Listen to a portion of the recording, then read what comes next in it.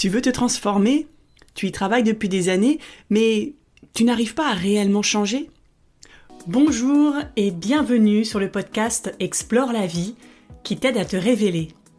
Aujourd'hui, nous allons parler des habitudes qui t'empêchent de changer. Et évidemment tout ça de façon intérieure et concrète. Mon nom est Marie Duval et je te retrouve tout de suite après ça.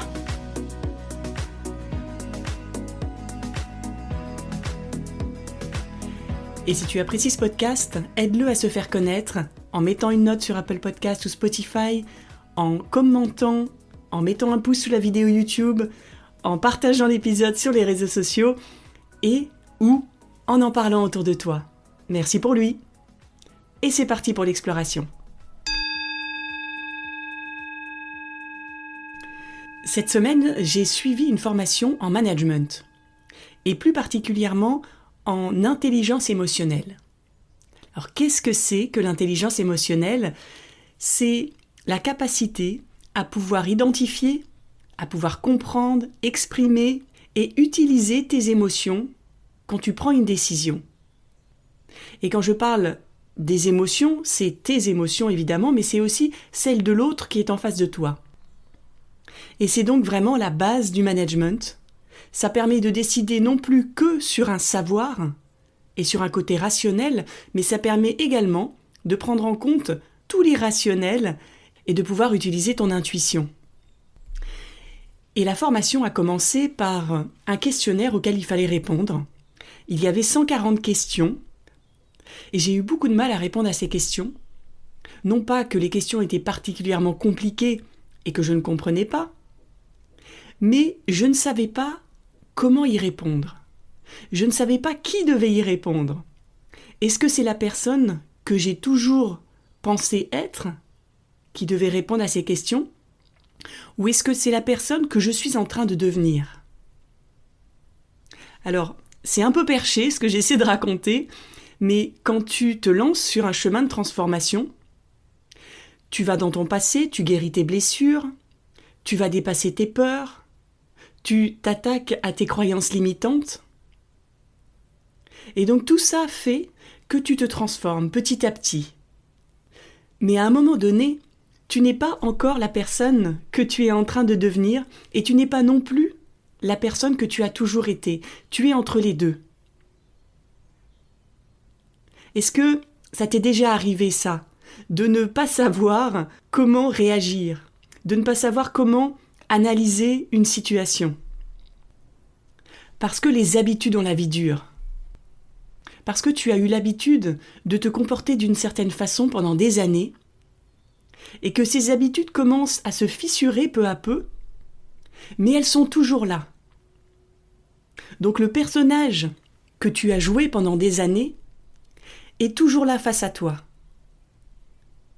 Mais derrière, il y a le personnage que tu es en train de construire, qui était petit au début, et plus tu as travaillé sur toi, plus il a grandi, et aujourd'hui il est dans l'ombre du personnage que tu as toujours été. Tu ne le vois pas encore totalement, parce que ton ego, le fameux ego, protège le personnage que tu as toujours été. Son travail, c'est de protéger la personne que tu es et de justifier tout ton passé.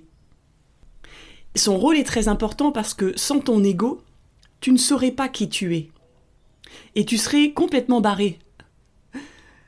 Le but, ce n'est pas de tuer ton ego, mais c'est de te désidentifier du personnage que tu penses être. Et à un moment donné, de décider de faire passer le nouveau personnage devant celui que tu as toujours été. Et donc, quand je devais répondre à ces questions, qui étaient aussi simples que « Comment réagirais-tu si quelqu'un en face de toi faisait ceci ?» ou « Dans telle situation, qu'est-ce que tu ferais ?» C'est en soi des questions très simples. Mais mon premier réflexe était de répondre comme j'aurais toujours répondu. Je prends souvent dans mes épisodes l'exemple de la timidité. Quand j'étais enfant, j'étais timide, réservée. Pendant mon adolescence, j'ai été réservée, timide également. Et donc, à l'intérieur de moi, je suis persuadée d'être toujours timide et réservée. Donc si on me pose une question à ce sujet, je vais répondre « je suis timide et réservée ». Mais si je regarde réellement la vérité, je ne suis plus si timide que ça. J'ai beaucoup plus confiance. Je suis beaucoup plus audacieuse. Et donc, ce que j'ai l'intention de répondre au premier abord ne va pas être juste et va fausser le questionnaire. Et ce questionnaire m'a donc fait réfléchir au fait que je ne suis pas encore la personne que je suis en train de devenir. Surtout dans certaines situations. Je te donne un exemple. Pas plus tard qu'il y a 15 jours, lors d'un de mes cours d'art oratoire, je me suis vue jouer à nouveau la personne timide et réservée. Le professeur m'avait demandé d'aller sur scène et j'ai regardé le professeur tout en faisant non de la tête, comme une petite fille qui dit « s'il vous plaît, non, je n'ai pas envie » et qui pourtant se lève et va sur scène. Parce que j'en ai envie, parce que j'aime ça. Et il y avait là, à ce moment-là, les deux personnages qui jouaient. Et la petite fille qui, par habitude, fait non de la tête parce qu'elle a envie qu'on la protège. Et la personne, avec beaucoup plus de confiance, qui est là pour apprendre à parler devant un public. Et si je continue à jouer ce rôle de petite fille, c'est bien que ça me sert à quelque chose. Sinon, j'aurais pas autant de difficultés à arrêter de me comporter comme ça. Alors, à quoi ça me sert ? Ça me sert à être protégée, à montrer aux autres que je suis fragile et qu'il va pas falloir trop m'embêter, me déstabiliser sur scène. Donc ça m'apporte du positif finalement. Mais à force de faire ça, je finis par le croire que je suis vraiment timide. Et donc ça me limite. Ça m'empêche de m'exprimer sur scène. Ça m'empêche de trouver ma liberté. Malgré toutes les bonnes intentions que j'ai de me transformer, dans certaines situations, dans des situations de stress que je ne maîtrise pas bien, l'émotion prend le dessus sur tout ce que j'ai pu travailler avant et les habitudes reviennent. Est-ce que toi aussi ça t'arrive de constater qu'une émotion qui va se présenter à un moment donné et qui, toute ta vie, a provoqué un certain comportement, continue à faire émerger le personnage que tu as toujours été alors que tu voudrais et que tu sais réagir autrement? Réfléchis aux situations qui déclenchent l'ancien personnage, ton ancien toi, celui qui est fait d'habitude, celui que ton ego veut protéger. C'est comme si tu avais gravi une montagne et que tu étais au sommet et que tu ne savais pas de quel côté tu allais continuer ta route. Les deux côtés sont tes deux personnages. L'un que tu veux lâcher, l'autre que tu veux embrasser. L'un qui est fait d'habitude et l'autre qui est fait de nouveautés, que tu dois apprendre à mettre en place profondément en toi. L'un que tu ne veux pas lâcher, que ton ego ne veut pas lâcher parce qu'il résiste au changement, et l'autre auquel tu ne t'es pas encore identifié. C'est cette personne qui est derrière le personnage que tu as toujours joué, et d'avoir ces deux personnages est inconfortable. Parce que tu ne sais pas vraiment sur quel pied danser, tu ne sais pas vraiment qui tu es. Tes deux pieds sont un peu sur du sable mouvant, tu vois ce que je veux dire ? Alors comment faire ? Il va falloir que tu prennes cette décision, consciemment, de faire passer cet autre personnage devant. Et ce qui est génial, c'est que plus tu vas jouer ce nouveau personnage, et plus ton ego va s'y attacher, et à un moment donné, il va s'identifier à ce nouveau personnage, et c'est ce personnage qu'il va défendre, coûte que coûte. Et cette boucle va se répéter au fur et à mesure de ta vie. Parce que bien sûr, ce nouveau personnage, auquel ton ego va s'identifier, dans quelques mois, quelques années, il ne sera plus à la page. Donc il va falloir le remettre à jour, comme un logiciel, régulièrement qu'on remet à jour sur son ordinateur. Pour résumer, quand tu te lances sur un chemin de transformation, même si tu as tout mis en place, si tu as cassé toutes tes habitudes, une après l'autre, il se peut que tu n'arrives pas à t'identifier à la nouvelle personne que tu es en train de devenir. Parce qu'il va falloir prendre cette décision et évidemment aller beaucoup plus en profondeur. Tu es au niveau débutant, en quelque sorte, et il va falloir monter les échelons pour être au niveau expert de ton nouveau personnage. Alors comment faire ce switch ? J'ai identifié 6 étapes pour toi. La première, c'est de te poser et de constater d'où tu viens et où tu es aujourd'hui. C'est comme si tu répondais un peu au questionnaire auquel j'ai répondu. Ça va te faire prendre conscience de ces 2 personnages, des différences qu'il y a et du chemin que tu as parcouru. Ensuite, ce que je t'invite à faire, c'est de te choisir un surnom. Ça t'intrigue, hein ? Pourquoi un surnom ? Parce que ton prénom est associé au personnage que tu as toujours été. Il est associé à toutes les habitudes que tu as. Et si tu choisis un autre prénom, un surnom, que tu vas pouvoir associer au personnage que tu es en train de devenir, tu vas pouvoir t'y raccrocher de temps en temps. Je t'explique. Mon prénom, c'est Marie. Mais Marie, dans mon cerveau, est associée avec la personne timide et réservée que j'ai toujours été. Et j'y crois fermement. Donc j'arrive pas à lâcher prise là-dessus. Mais on m'a proposé un nouveau surnom, qui est Naya. Et Naya, dans mon inconscient, c'est la personne qui est capable, qui a beaucoup plus confiance en elle, qui est audacieuse, qui peut beaucoup plus de choses que Marie. Et quand je me sens pas capable, je m'identifie à Naya. J'ai fait ça il y a 1 semaine à mon cours de boxe, où le prof nous poussait beaucoup plus loin que ce que je pensais pouvoir faire. Et Marie, à un moment donné, a voulu abandonner. Mais je me suis dit, non, Naya, elle peut aller beaucoup plus loin. Et ça a fonctionné et j'ai tenu jusqu'à la fin de l'exercice. Donc ça peut paraître enfantin, cette idée du surnom, mais teste parce que c'est très puissant. 3e conseil, à chaque pensée limitante que tu identifies, remets-la en question et demande-toi, est-ce que c'est vrai ? Est-ce que cette pensée a émergé dans mon cœur ?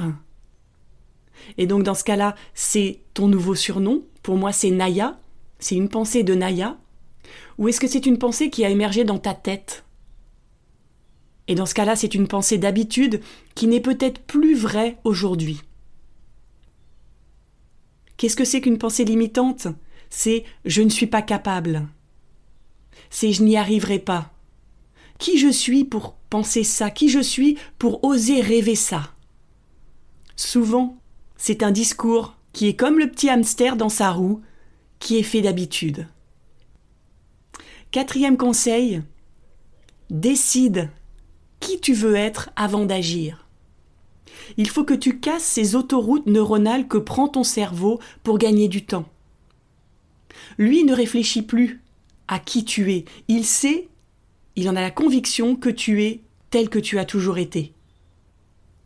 Donc il va falloir casser ces autoroutes. Et pour ça, prendre conscience qu'une émotion apporte un certain comportement depuis que tu es né. C'est ça qui crée les habitudes. Une certaine émotion va te faire manger, par exemple. Une certaine émotion va te faire réagir, te mettre en colère. Tout ça, il faut le casser. Et comment ?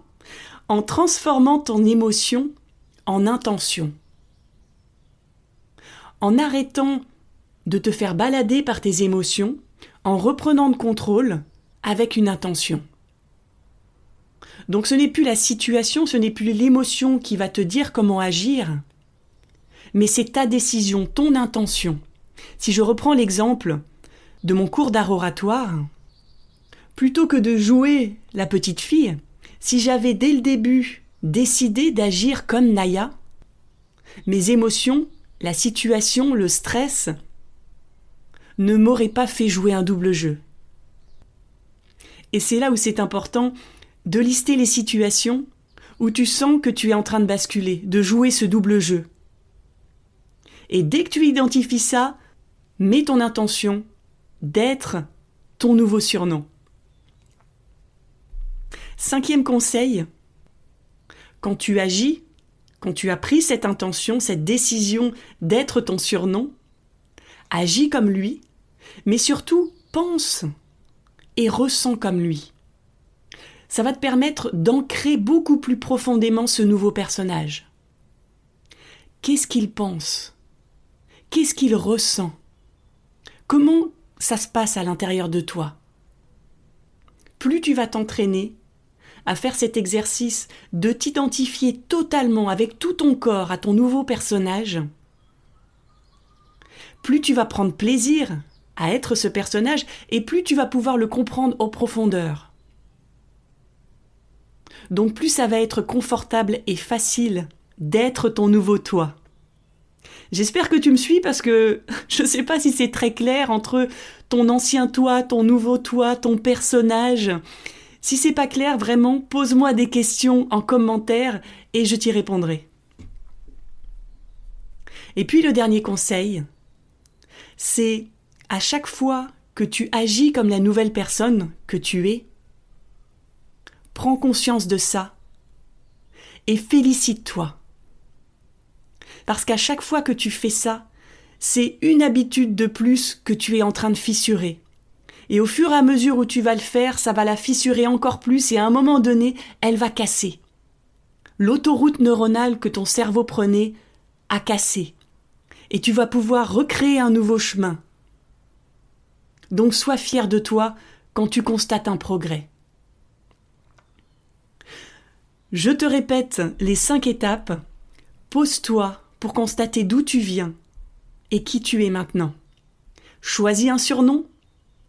À chaque fois que tu as une pensée limitante, demande-toi à quel personnage elle appartient. 4e étape, transforme l'émotion qui te pousse à agir d'une certaine façon en intention. Pense et ressens comme ton nouveau toi. Et enfin, félicite-toi, célèbre tes progrès. En changeant profondément tes habitudes, tu vas arrêter de te faire diriger par ces habitudes. Tu vas décider toi comment tu veux agir, qui tu veux être. Tu vas prendre conscience de tes progrès et tu vas enfin constater ta réelle transformation. Tu vas pouvoir être, en toutes circonstances, la personne que tu es en train de devenir. J'espère que cet épisode t'a apporté de la valeur et qu'il t'a peut-être, j'espère, donné la clé qu'il te manquait pour enfin te transformer.